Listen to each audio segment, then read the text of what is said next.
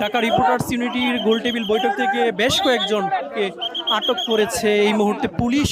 এর আগের ঘটনা যদি আপনাদেরকে জানিয়ে রাখি যে একটি ঢাকা রিপোর্টার্স ইউনিটিতে ৭১ মঞ্চ নামে একটি গোলটেবিল বৈঠকের আয়োজন করা হয়েছিল জেড.আই খান পান্নার নেতৃত্বে, এবং আমরা দেখেছি কিছুক্ষণ আগেই কিন্তু লতিফ সিদ্দিকীকে কিন্তু এই যথাযথ আটক করে কিন্তু পুলিশের হাতে সুপর্দ করেছেন। এই মুহূর্তে বেশ কয়েকজন যে আরও আওয়ামী লীগের যে নেতাকর্মীরা রয়েছে তাদেরকে কিন্তু আসলে আটক করা হয়েছে এবং পুলিশের হাতে সুপর্দ করে দেওয়া হচ্ছে।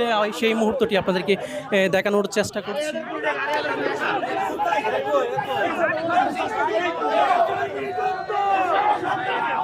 ঢাকা রিপোর্টার্স ইউনিটিতে একের পর এক আওয়ামী লীগের যে নেতাকর্মী রয়েছে তাদেরকে কিন্তু আসলে তুলে নিয়ে যাওয়া হচ্ছে পুলিশের পিজন ভ্যানে করে। আমরা সেটি আপনাদেরকে দেখানোর চেষ্টা করছি।